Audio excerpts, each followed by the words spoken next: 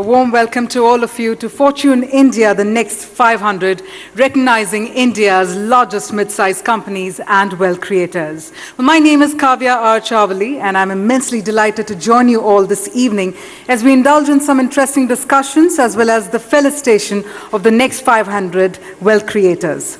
Now, it is often said that success is cool, but significance is totally rad. And this is absolutely true in the age of companies that are making more than significant impact in the way that they are operating, thereby generating wealth not just for themselves, but also for their shareholders, proving that micro, small, and medium enterprises are indeed the bellwether of the economy. Ladies and gentlemen, before we march ahead, we'd like to take the opportunity to also thank our partners for the program, our presenting partner, SAP, in partnership with Google Cloud, hospitality partner, Tart Santa Cruz, broadcast partner, ET Now. And with that, to set the tone for the evening, I'd like to invite on stage Mr. Saurav Majumdar, who's the editor of Fortune India. So please put your hands together, ladies and gentlemen. I would like to extend a warm welcome to you at the Fortune India Next 500 Summit. The Fortune India Next 500 is the definitive ranking of the country's largest mid-sized companies and has, over the years, proved to be an excellent benchmark on the state of the mid-sized universe and also, of course, of the Indian economy. As you will appreciate and know, mid-sized companies are the engines of growth for the economy. It is this set of companies which are instrumental in providing employment to millions and are often at the forefront of innovation.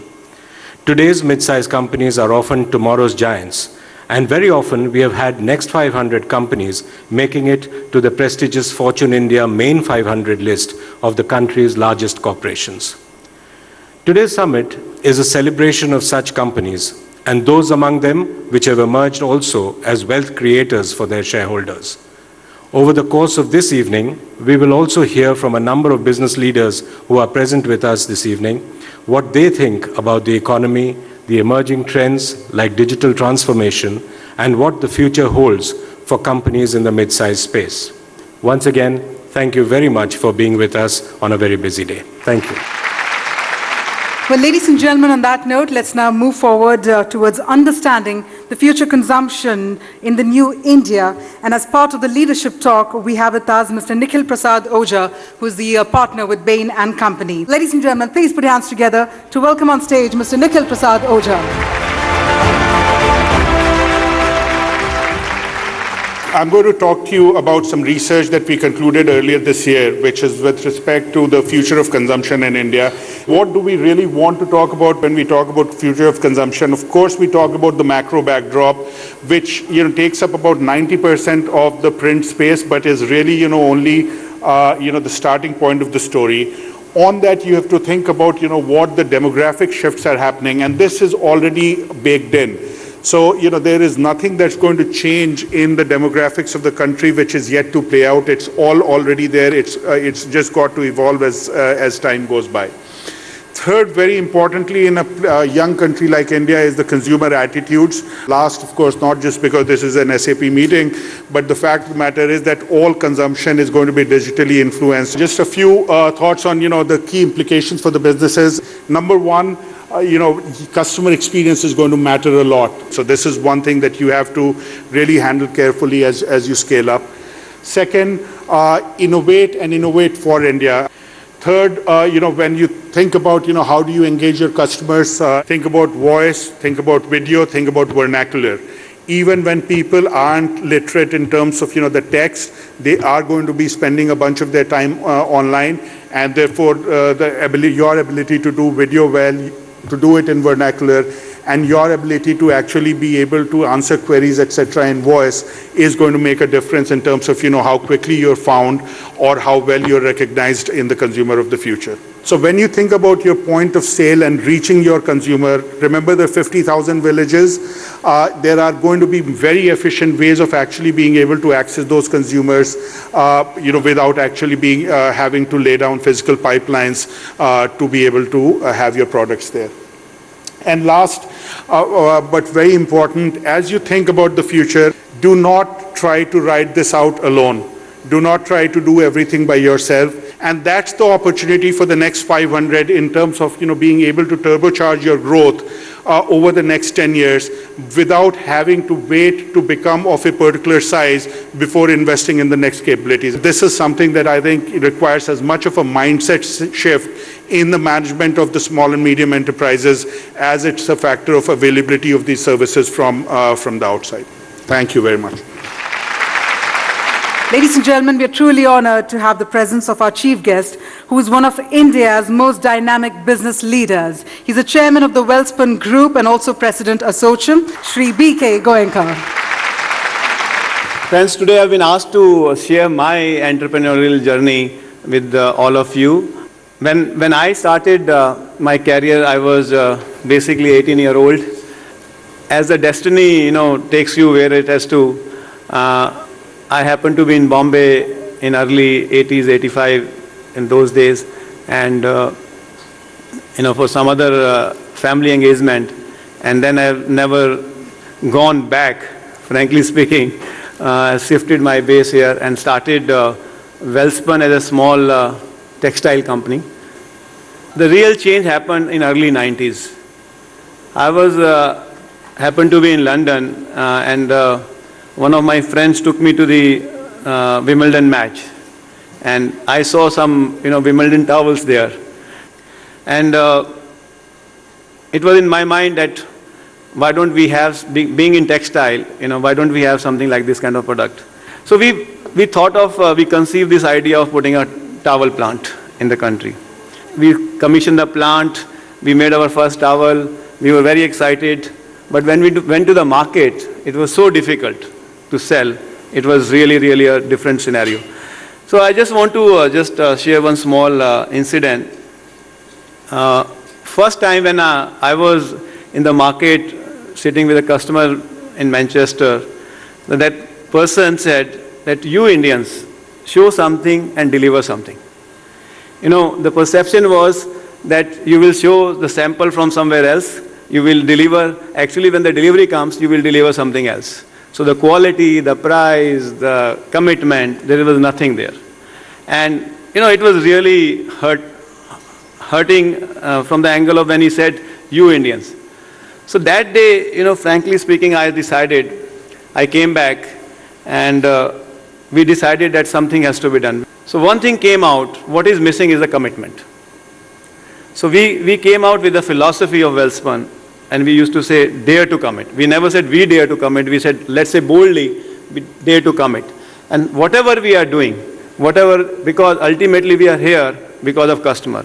If customer is going to make money, we will make money. If customer is going to grow, we will grow. So the commitment has to be above everything. And from there on, it's a history. We today, one of the top 3 player globally. We are doing around $1 billion plus exports. We are, every 5th towel sold in USA is manufactured by Welspun. Every 7th bedsheet sold in USA is made by us, made in Gujarat, made by Welspun, made by India. So it's a really proud moment from that point of view. And finally, I just want to share that company, the guy who said, we bought that company also, who is basically oldest company of making towel called Christie, and they were having the license from last 55 years for supplying towel to Manchester, to Wimbledon, and we now shifted every production, the whole production base to India, and everything is made in Vapi in Gujarat, and we are supplying all the Wimbledon towel from India now. Finally, friends, just want to conclude my note today. I always think that when you have an ambition, it is the biggest tool. And I think it's one of the most important ingredient for success. With these words, once again, thank you very much, Fortune, for inviting me here, and all the very best, and congratulations to all the next 500, Fortune 500 corporates, and wish you all a very, very best. Good evening. Thank you. We now march ahead to a very insightful panel discussion on technology, disruptor or catalyst. At SAP, we have a belief that everybody is thinking digital native. This is not about startups. Even large existing companies today are creating digital native business models internally. And as a consequence, let's first talk to our business leaders here about what is it they are doing and what is it they are seeing. So Mr. Kamath, now I would like you to talk about what do you see as digital native within your business. As far as technology is concerned, I'm the firm believer in data because my core competence is accountancy. So for me, data is everything. In that context, we were, I used to write the books of accounts first, manually. From there, we migrated to Tally when Tally came in from Bangalore. And I was the first user of their packages, and they went in for our own ERP. Wherein in a small company like us, when we were 50 crore, 100 crore, we had our own technology team, 7-8 people working with us to help us to develop our own ERP to get the data in place. And at an appropriate time, we were able to get married to SAP. And today, we can proudly say that one of the well-run FMCG company at a size of ours, 2,200 crore, we have everything what is going good for us. So I'm a firm believer in technology in the past, present, and the future. And the data you can only capture through technology, and without data, if somebody is running the business, it's a disaster. Going forward, the biggest investment in any business, apart from your land, building, and machinery, should be the technology. And we are a brand business. We spend 14.5% of our money into the building the brands, but at the same time, we spend decent money on the technology as well. Shrivats, let me come to you. Talk to us about how you are adopting the digital native way of doing business. You have to start thinking digital. So today with technology, that leverage is possible. You can bring down a lot of inefficiencies, especially in a customer experience, customer service business that I'm in. I think that's what technology brings. And to add to Mr. Kamath's point, we work with some of the large appliance or electronics brands or mobile brands.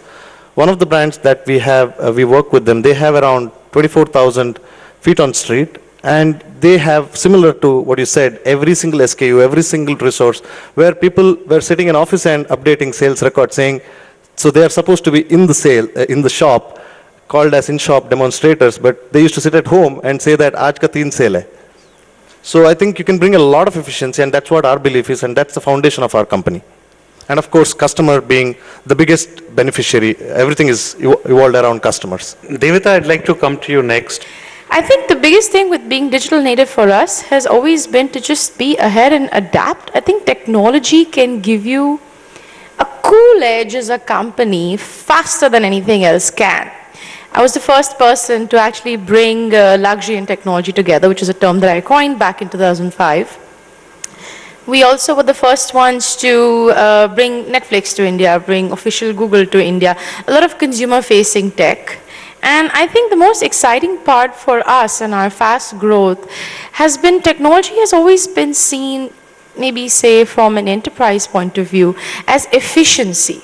I think today when words like AI and machine learning and disruption is loosely used, the biggest difference I've seen is how customers have become so tech efficient and all the ways that they showed in their buying, and whether companies keep up with that.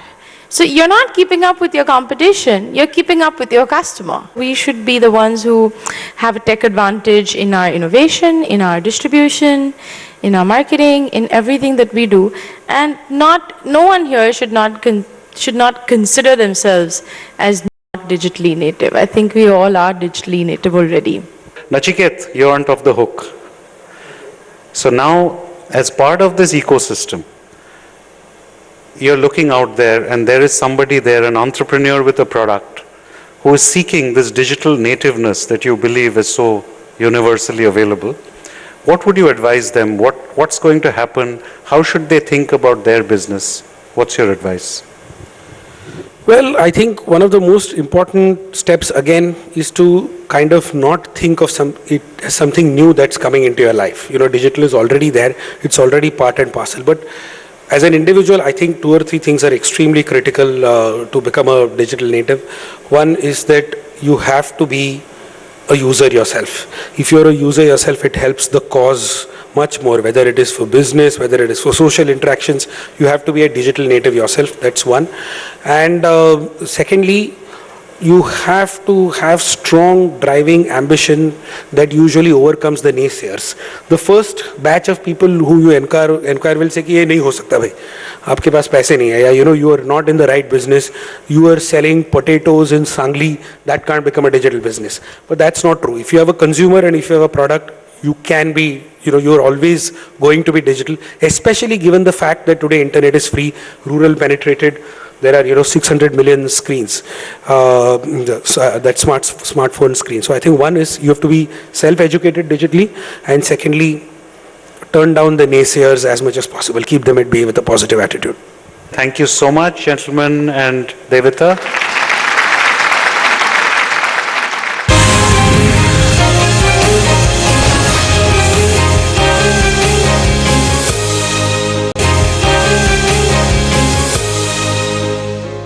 Let's go ahead and quickly invite our session moderator for the fireside chat on design for disruption. We have with us Mr. Praveen Panchagnula, who is the business head West with SAP India. With that, Mr. Praveen, over to you, sir. Design for disruption, it's been a classical oxymoron. When I read grammar in school, design and disrupt were opposites. And today they are synonyms and form the foundation of every transformational story today.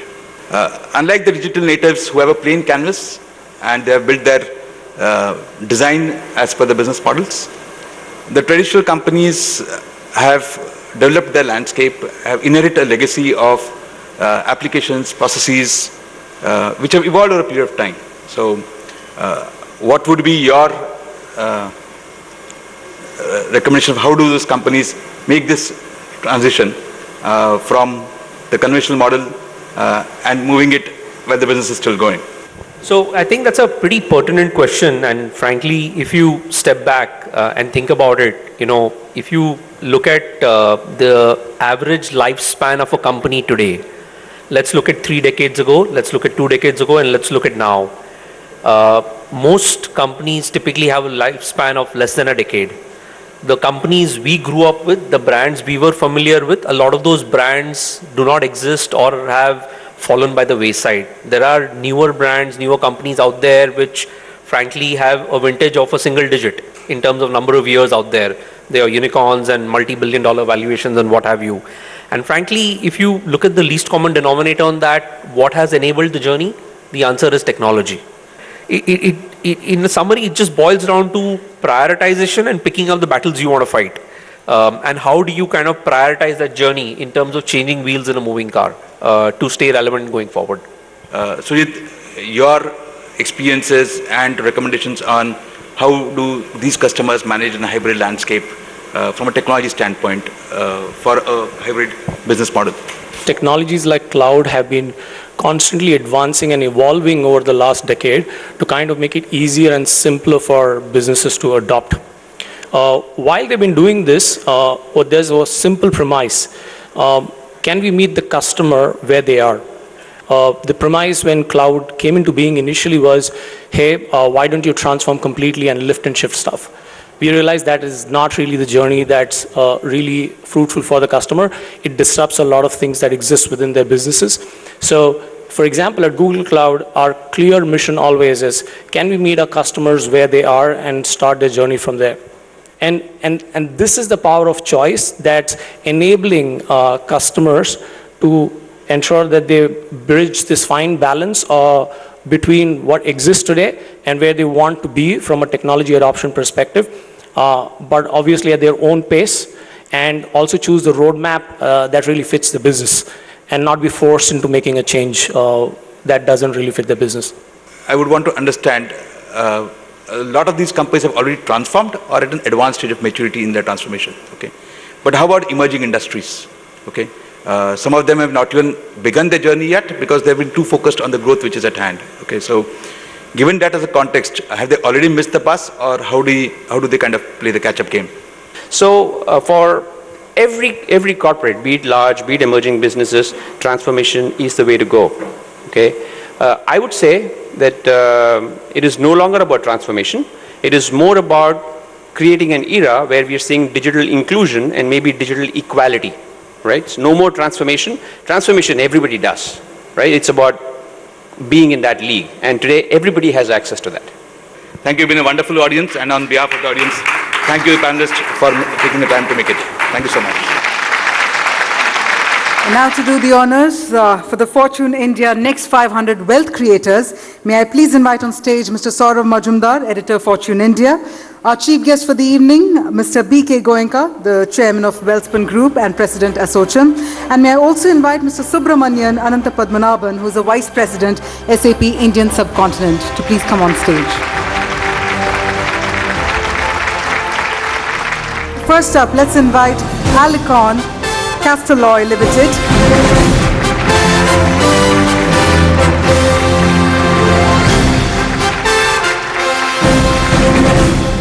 Let's move on and not just have a wealthy but a healthy round of applause. Let's hear it, ladies and gentlemen, for Arcia Limited.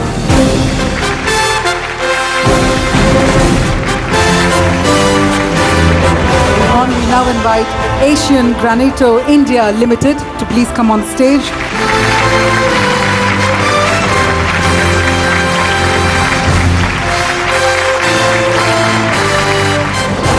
Moving on, our next wealth creator, we now invite Godrej Properties Limited.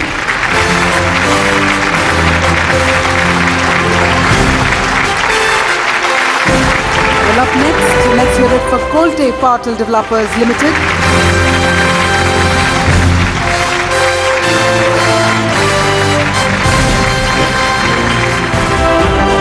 Well, let's go back to back and let's invite Make Money Organics Limited.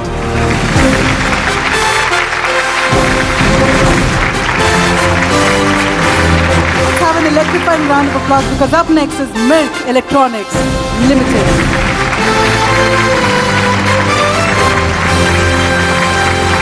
Well, our next wealth creator for the evening, ladies and gentlemen, Naveen Fluorine International Limited.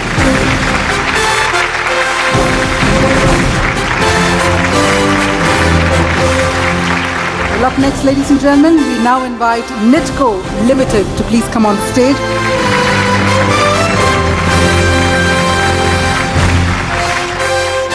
While we come to the end of the Wealth Creators list, can we have a round of applause as well for all these fabulous set of companies and teams? Can we have a round of cheer for Mr. Arun Singh as well as he proposes a word of thanks? Good evening, ladies and gentlemen. As we come to the end of today's program, on behalf of Team Fortune India, I'd like to thank our chief guest for the evening, Mr. Goenka, for taking out time and being with us. Special thanks to our distinguished speakers for bringing forth diverse views and perspectives. This evening would not have been a success without the encouragement from the eminent members of Fortune India, the Next 500 companies. I know many of you have traveled from far off to be with us today and celebrate this evening. We truly appreciate your gesture. I would like to take this opportunity to thank all our partners. Each of our partners is a leader in its category and an achiever in its own right. SAP India, our presenting sponsor, in partnership with Google Cloud, hospitality partner, Taj Santa Cruz, and broadcast partner, ET Now. Thank you everyone for being with us today. I hope to see you all next year. Now I'd like to invite the wealth creators on the stage for a group photograph.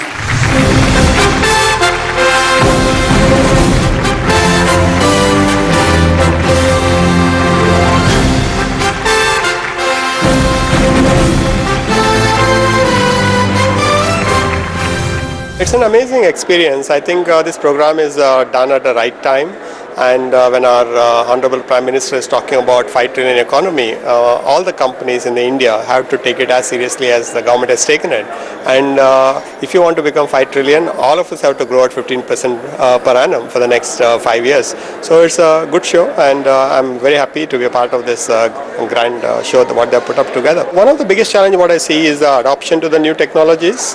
Whichever the company, whichever the segment you are in, technology is a part and parcel of your business. And if you want to get better productivity, better efficiency, and benchmarking to the world, you need to have fantastic technology. And those who adopt very quickly, which is at a global standard, they will have that edge over other companies. So mid-size companies should know that the technology is a part and parcel of their investment investment in their business, and they should look at it very seriously for the next 5 years. There is a lot of disruption is happening in the way how you capture the data, and data is everything going forward.